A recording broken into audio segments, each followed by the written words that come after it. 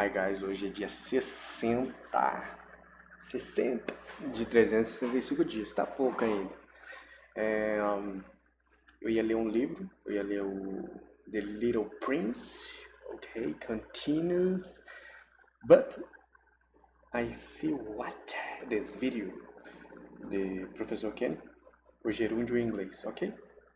Porque eu sempre confundo gerúndio. Vamos lá um pouquinho de gramática, vamos. Então. Hello people! Tudo bem, pessoal? I'm good. Hoje a gente vai falar de uma coisa que o pessoal tem me pedido bastante nos comentários, o gerúndio. Vamos ver aquele ing no final dos verbos de uma vez por todas e tirar todas as dúvidas.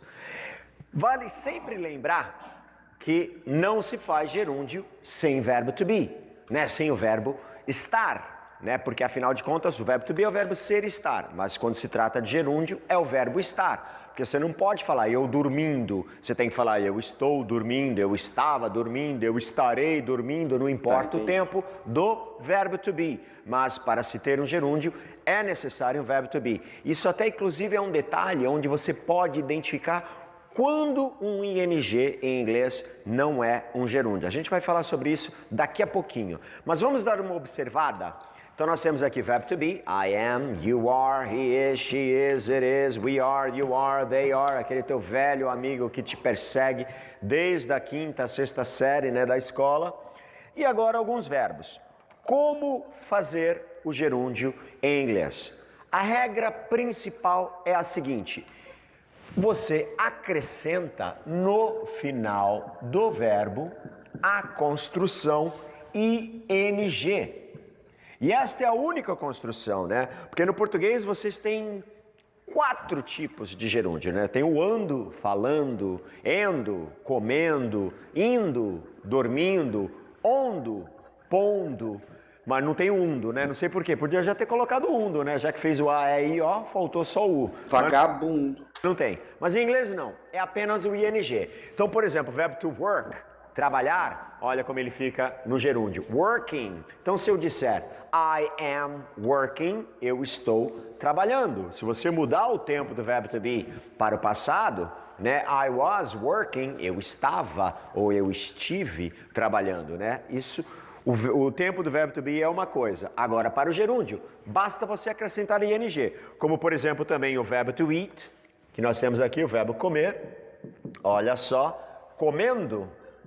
Eating, né? I am eating, eu estou comendo. Verbo to sleep, dormir. Tá, eu não sei se ele vai ensinar aqui, mas na minha cabeça não faz sentido. Eu vou colocar... Não, nada a ver, faz sentido sim. É porque o comendo e o dormindo, não é que eu estava dormindo, é o gerúndio. Então, dependendo do tempo do meu to be ali, vai fazer sentido. I am working, eu estou comendo. Eu estou trabalhando. I was working, eu estive trabalhando. I will working, eu irei trabalhar. Meio que isso, né? Que, aliás, deixa eu só dar uma dica de fonética. Muita gente erra o verbo to sleep, porque tem mania de fazer som de Z, né? Sleep, não é sleep, é som de S. Sleep, tá? Não esqueçam disso. Então, I am sleeping, eu estou dormindo. Agora vem as exceções, começam as exceções. O que esses dois verbos têm em comum? O verbo to drive e o verbo to write acabam com a letra E. Quando um verbo em inglês acabar com a letra E e você quiser colocá-lo no gerúndio, tira o E e coloca ing. O que você vai fazer? Você vai tirar a letra E e só então você acrescenta o ing. Então, olha só, o verbo to drive, verbo dirigir, guiar, conduzir. Driving, dirigindo, guiando, conduzindo. O verbo to write, verbo escrever. Writing, escrevendo. Tiro o e acrescento ing. Qual é a exceção? Quando um verbo acaba com 2 es, como é o caso do verbo coloco de to agree, concordar, como é o caso do verbo to Não sei se coloca o D só. see, ver. O que acontece? Neste caso, você tem dois E's. Aí vem aquela dúvida. Eu tiro um E só? Tiro os dois? Não, nenhuma das duas coisas. Quando um verbo acabar com dois E's, você mantém os dois E's e acrescenta o ing. Então, por exemplo, o verbo concordar, agree, e o verbo to see, ver, na hora de colocar no gerúndio, você mantém os dois E's e acrescenta ing. Então, agreeing, concordando, Nossa, que estranho. seeing, vendo. E agora um último caso também com a letra E, talvez a mais complicadinha de todas, é quando o verbo acaba com IE, tá? Lie, die. Sempre esse tipo de fonética. IE no final, tá? Construção e a fonética lie, die. Neste caso, quando um verbo acabar com IE, aí você fica na dúvida, né? O pessoal pensa, eu tiro o E e deixo o I e aí acrescento outro ING, ou eu deixo o E e acrescento o ING depois, a pessoa fica com aquela dúvida. Não. Como eu vou, teoricamente, tirar o E? E aí vem o ING, eu não posso ter dois Is um do lado do outro. Então o que eles acabam fazendo? Você coloca um Y para manter a fonética, lie, die, e aí acrescenta o ing. Nossa. Então, como é o caso aqui do verbo to lie, que é o verbo mentir, e o verbo to die, que é o verbo morrer. Se eu quiser falar mentindo, lying. Se eu quiser falar morrendo, dying. Falando em Y, muita gente também confunde no gerúndio, que acha que em alguns casos tem que tirar o Y, né? Porque o pessoal já está acostumado. Vocês já viram isso na aula de conjugação de verbos, né? Na terceira pessoa, quando você tira o Y e coloca IES na conjugação de verbos no presente. Vocês também, algumas pessoas já estão acostumadas com o passado também, você faz isso, mas no gerúndio não. No gerúndio, você nunca vai remover o Y. Então, mesmo que o verbo acabe com Y com uma vogal antes, como é o caso do verbo to play, brincar, jogar, tocar um instrumento musical. E como é o caso do verbo to study, tá? Verbo estudar. Você não vai retirar o Y. Você mantém sempre o Y no gerúndio.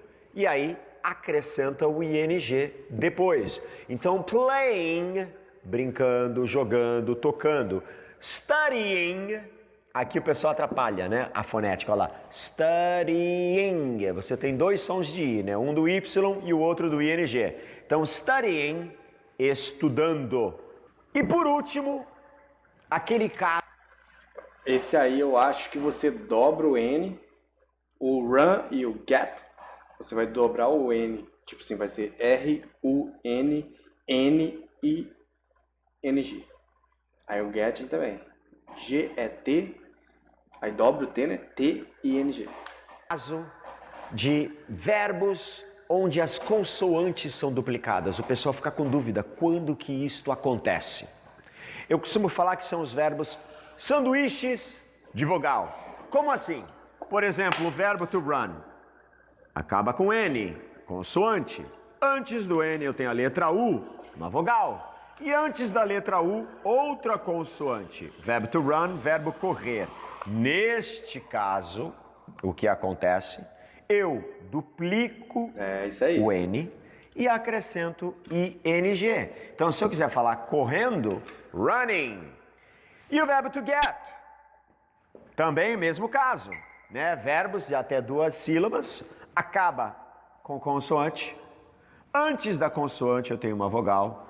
E antes da vogal eu tenho outra consoante. Então, neste caso também, se eu quiser falar o gerúndio de get, getting, eu duplico o último T e acrescento ing. E falando em verbo to get, muita gente tem me pedido isso, na próxima aula será exclusivamente sobre o famoso verbo to get, que deixa todo mundo louquinho. Na nossa próxima aula, semana que vem, vocês vão estar vendo o verbo to get. Então, olha o que acontece com o verbo to get. Getting. Então vamos lá revisar todos eles? Work, working, Working. eat, eating, Eating. sleep, sleeping, drive, driving, write, writing, agree, agreeing, see, seeing, lie, lying, die, dying, play, playing, study, studying, run, running, get, getting. Getting.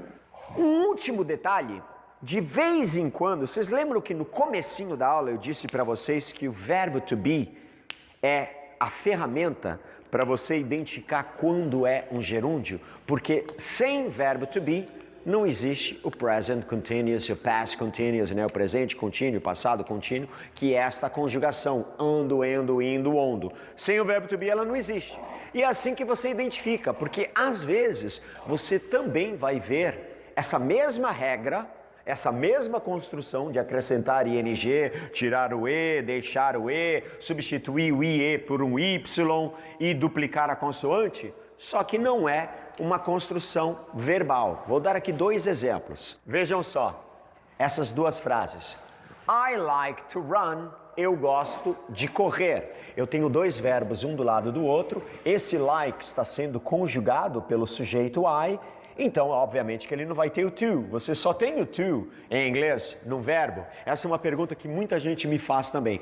Quando usar to num verbo? O to, ele só é usado de 2 formas. Ou quando você tem 2 verbos um do lado do outro, por exemplo, eu preciso dormir. I need to sleep. Eu preciso dormir. Esse dormir está completamente no infinitivo, então ele vai ter o to. Ou também, como é o caso do exemplo que a gente vai falar na aula de hoje. I like to run, eu gosto de correr. Sabe, toda vez que você tem essa construção no português, eu gosto de falar, I like to speak, eu gosto de correr, I like to run. Quando você tem esse de mais o verbo, aí você usa o to. Só que você pode substituir. Olhem só, ao invés de falar I like to run, eu posso falar I like running. Eu gosto de correr. Então esse ing não é eu gosto correndo. Como é que você sabe que não é correndo? Porque não tem verbo to be nessa construção. Então não é correndo, não é um gerúndio, e sim uma substituição deste tipo de conjugação. Legal. E às vezes o gerúndio, o ing, ele também é um substantivo da frase. Olhem a frase de baixo. Running is a good exercise. Correr é um bom exercício. Então o ato de correr, o ato de fazer uma corrida, correr é um bom exercício. Então nesses 2 casos não é uma conjugação, e sim a gente chama também de falso gerúndio, tá? Quando você acrescenta o ing para diminuir a quantidade de palavras numa frase. Ok, pessoal? Eu só queria pedir uma coisinha para vocês. É muito legal, muito bacana ter vocês aqui na página, mas aqui pelo YouTube eu não consigo... Ok, acabou, meu amigo. Acabou, let's go, meu filho. Yep.